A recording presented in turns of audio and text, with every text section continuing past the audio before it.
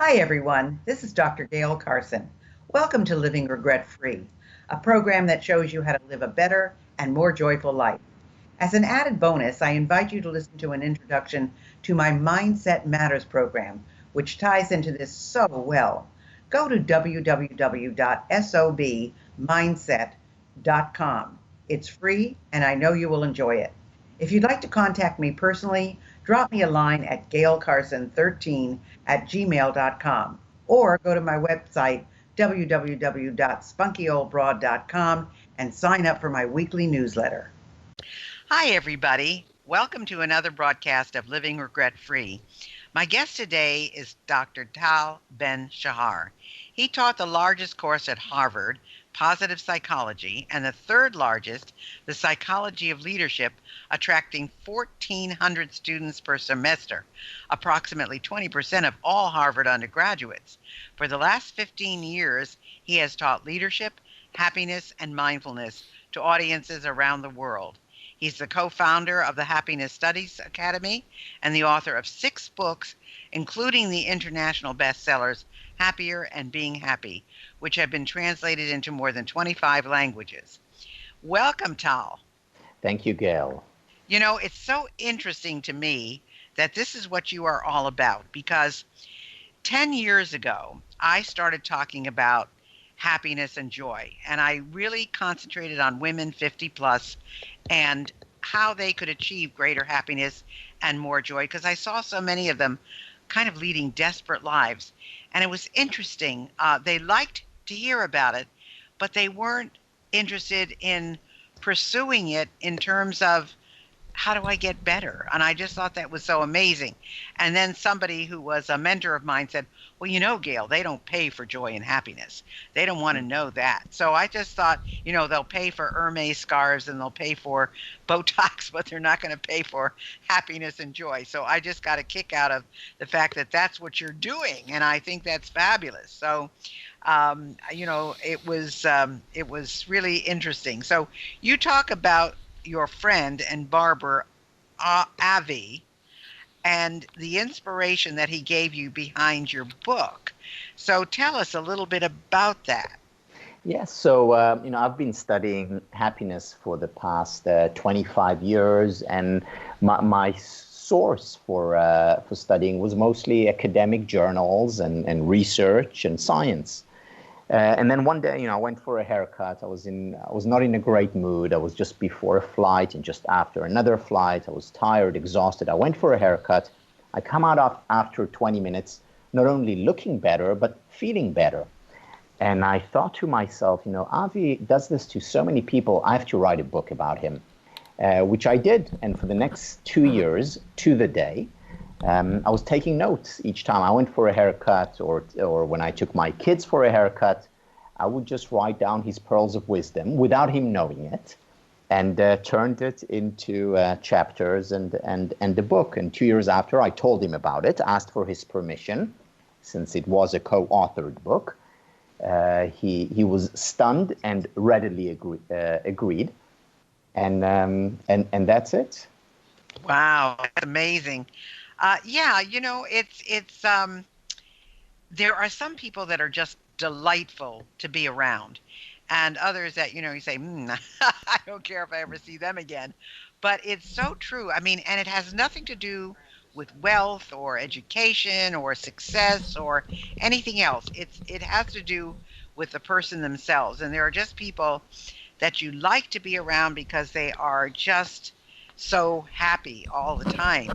So you explain to us that shortcuts to happiness are right in front of us, but we often miss or neglect them.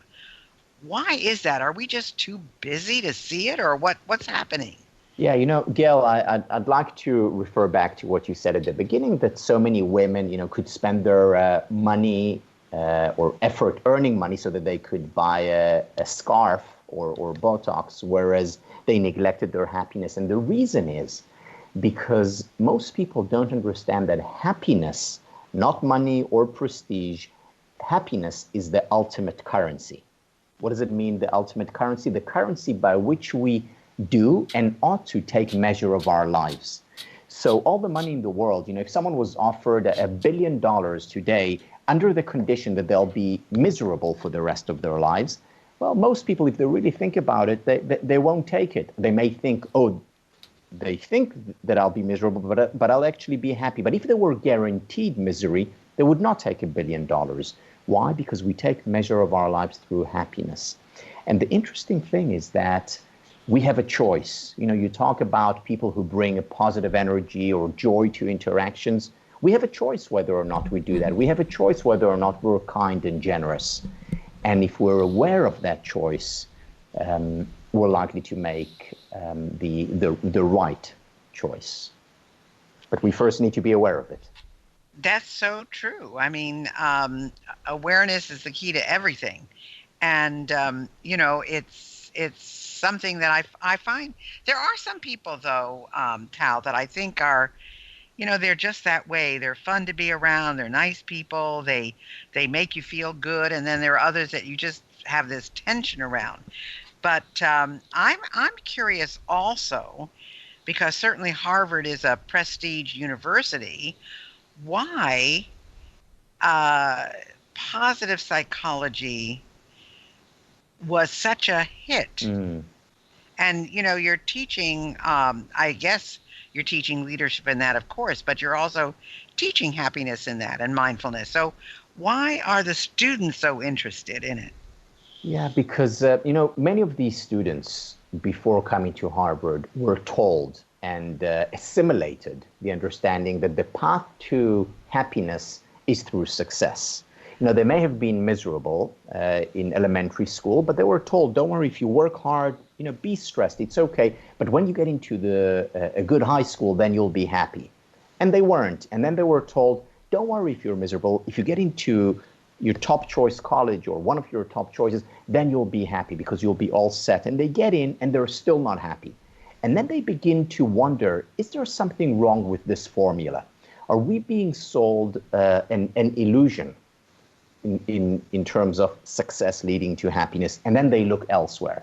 And the class that I taught was an answer to that, was an antidote to that illusion that success leads to happiness. It doesn't, certainly not in the long term. So were they primarily freshmen or sophomore, or more juniors or seniors that took the course? Yeah, no, that's an interesting question, because we thought we would get a certain profile of student, well, maybe a bit older or maybe tending to be more depressed. And what we found was the whole gamut. So it was evenly spread between freshmen, sophomore, juniors, and seniors. And also we had the full gamut of psychological well-being. So we had students who were depressed, and we had students who were extremely happy, and everything in between. Interesting. So did they have tests or exams, or what was their final grade based on? Yeah, so at the end, I measured their levels of happiness, and if they weren't happy, they failed. No, I'm just kidding. It was just like any other class, in terms of they had to read academic papers, and there were tests on these. They had to write papers, and they were evaluated on these. And the class, in many ways, ran in two parallel streams. One was the just regular academic class. The other was that they did exercises. They wrote a personal journal. They had a lot of interactions with fellow students and with teaching assistants, all towards helping them become happier and helping them learn how to help others become happier. So it was a regular academic class with a very important component of helping them become happier. Fabulous. So if we wanted to boost our mood or our quality of life, what are some of the few simple ways that you might advise us to do that? Well, I'm very glad you asked this. So, there was a fascinating study run by researchers from Harvard University over a period of 75 years. So this is one of the most extensive psychological studies ever conducted, where they followed Harvard graduates as well as members of the community from around the university. They followed them for 75 years, and they collected quite literally millions of data points. And what they found at the end was that the best predictor of both health, physical health, as well as happiness, mental health, the best predictor was relationships, the quality of their relationships. And interestingly, it didn't matter what kind of relationships. So for some of them, it was a romantic relationship where they flourished. For others, it was mostly friendships or family or business relationships. It didn't matter, but these people prioritized relationships in their lives. And as a result, both their mental and physical health benefited greatly. So relationships, spending time with people we care about and who care about us. And here it's very important to emphasize something which I would not have had to emphasize 30 years ago, but I do today, and that is they have to be real relationships as opposed to virtual ones. 1,000 friends on social media are no substitute for that one face-to-face BFF. Yeah, it's so funny. We used to be a commercial. I haven't seen it on lately, but there was a commercial that said, oh, I'm not lonely at all. I've got 17 friends on Facebook. Meanwhile, she's home all alone, and the other one that is out there all the time doing stuff because she's got real people in her life. Yeah. But it's true. I mean, but I have to say, and I would be interested to know your feeling on this because you are working with students as well as a lot of other people. But our kids that are coming up now, and I'm talking about from the age of 1 or 2 on up, they're so acclimated to the devices that they don't necessarily learn how to communicate with real people or to even develop these friendships. I mean, yes, if you participate in sports or something like that, you have teammates, you have to learn to get along, and there's cohesiveness there. But so many people are just on digital devices now, and also they don't dare go anywhere without them. I mean, it's like they're glued to them. And it's so funny because when I go to the gym, half the people are on their phones. I mean, they're reading their text messages or sending texts. And meanwhile, I take my phone because I always take it when I'm driving. I want to have it in case of an emergency. But I never, ever talk into the phone. I mean, unless it's some urgent medical thing, I just don't answer the phone or have the phone with me when I'm working out. And I have to say that the majority of people in the gym are on their phones. So how does all that play into real relationships? Well, real relationships and consequently real happiness. So let me share with you a fascinating and I must say scary study that came out recently. So this is Jean Twenge. She teaches at a University of San Diego. And what she did is every 5 years, and she and others have done it, every 5 years, psychologists look at the mental health state of teenagers. And every 5 years, and they've been doing it for decades and decades, every 5 years there is, 1% up, 1% down, small changes. This time, when they tested mental health, what they found was the following. Levels of depression among teenagers in the US went up by over 30%. Wow. Numbers of suicide, successful, quote unquote, suicide, went up by over 30% among teenagers in 5 years. Now, when she mined through the data to understand this unprecedented phenomenon, what she found was the following, and I quote, "It's all about the ascendance of the smartphone." The ascendance of the smartphone. So this is having an impact on teenagers. It's having an impact on the older generation as well. We're paying a very high price, psychological, emotional, physical price for this, because as Professor Kleinberg from NYU, he's a sociologist, shows, the more time people spend on social media, emphasis on social media, the more time they spend on it, the lonelier they are. And loneliness, of course, is associated with depression, and in extreme cases with suicide.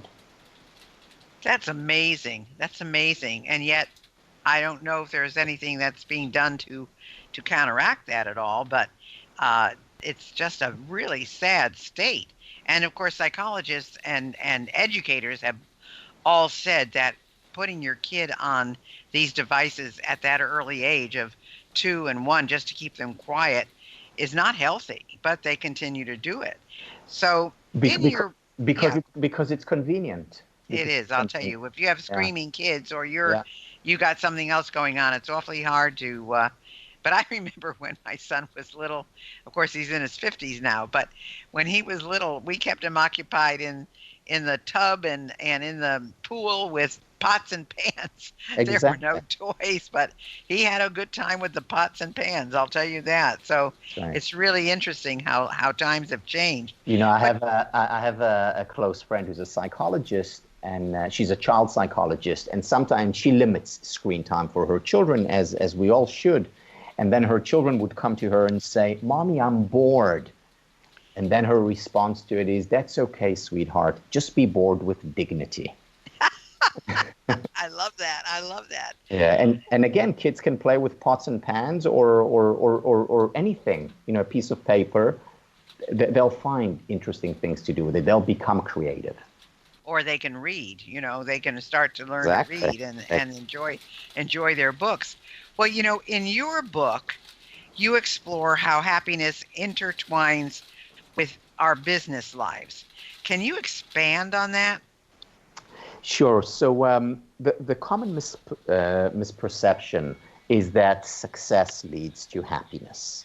Does this mean then that there is no relationship between these two variables, between success and happiness? No, it doesn't. There is, and there is a very strong relationship, only it's the opposite. If you increase levels of happiness, you get more success. Specifically, we know that in an organization, if you increase levels of well-being, even by a little bit, I'm talking 3%, 4%, you immediately see a rise in creativity levels, in innovation. Employees become more productive as well. They become more engaged. Teamwork, relationships within the organizations improve as a result of increasing levels of well-being. In other words, for companies, for businesses, happiness is a good investment. In other words, happiness pays. So, if do you find that, or have you studied, are we more liable to be unhappy in the States than in other countries? Sometimes you hear about all these people who don't have much of anything and they're happy as can be. So, is there any relationship with how our culture is in the United States versus anywhere else? Oh, yes, there's a lot of research on national level happiness. And what we find, as you pointed out, is that the United States is not particularly happy. It's not as unhappy as the dictatorships of the world or the war-torn regions of the world. However, when it comes to free countries, the United States is pretty low down on the ranking. When you look at the happiest countries in the world, and these are countries like Colombia or Denmark or Australia or Israel or Costa Rica or Norway, when you look at the happiest countries in the world, the one distinguishing characteristic among them is the focus on relationships. Unfortunately, in the United States or in most of Western Europe, there isn't a great deal of emphasis on relationships. What takes precedence over it is success as defined by money or prestige. And while I'm certainly not against success, I'm not against ambition, I'm not against hard work, it should not come at the expense of the most important generator of the ultimate currency in our lives, and that is relationships. So, is it because the emphasis on success is built around money and title and what it takes to get those things? Or because there are certainly people who are heads of organizations, and they have a very positive culture in their company, and they treat their people well. But is it all tied up with, it takes a lot to get to the top, and you got to step over people? And I mean, is it how we're being taught, or where is this coming from? Yeah, a lot of it is the kind of education that we get, and that is that success and happiness, the relationship is the opposite of the true relationship. So people think first be successful, then worry about happiness later. And then they put happiness and all the things that lead to happiness on a back burner. And that's wrong in the long term. And by the way, especially 21st century businesses, in the long term, it will be very hard for these organizations to thrive if they don't also take care of the employees' well-being. In the 1900s, certainly early 1900s, it was enough to pay, the $5 a day to motivate employees. Today, money is just not enough. Your best employees are volunteers, and volunteers stay if they're happy. Well, that's true. That's very true. So tell us a little bit about how to find you, Tal. What is your website? Where can they get your book? Tell us the things that are important for our listeners to know how to reach you. Well, and by the way, if you want to give something away, we're open to that as well. Thank you. So, my website is talbenshahar.com. That's TalBenshahar.com. And then if you go on to the happinessstudies.academy, you will find many links to free videos and courses that are online.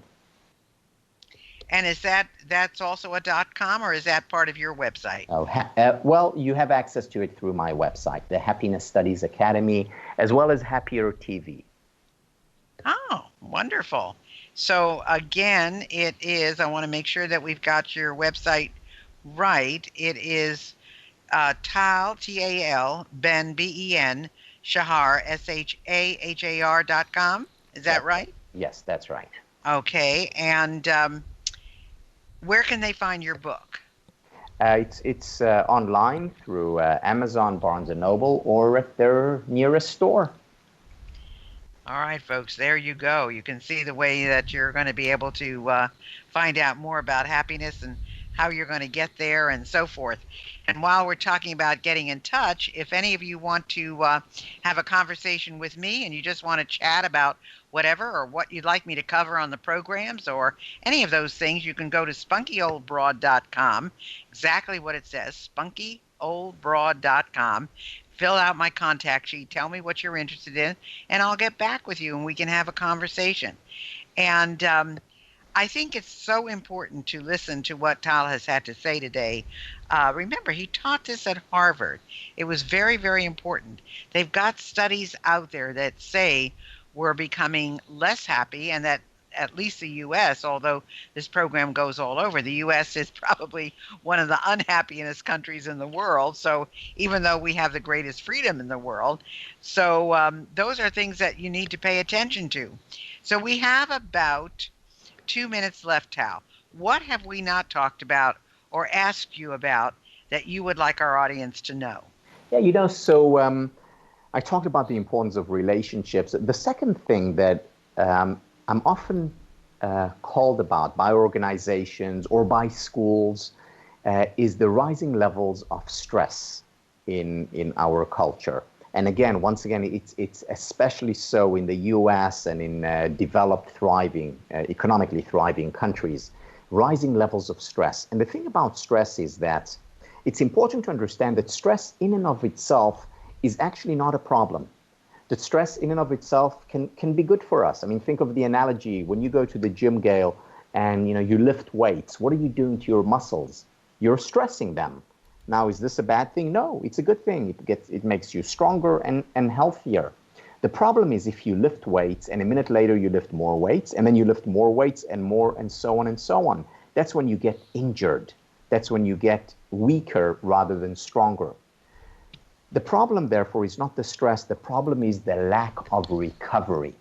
whether it's in the gym physically or in the world psychologically. We need more time for recovery. And recovery can be time with our friends when the phones are off, or it can be going to the gym, or recovery can be taking a walk or meditating or just chatting with a friend. We need more recovery in our lives.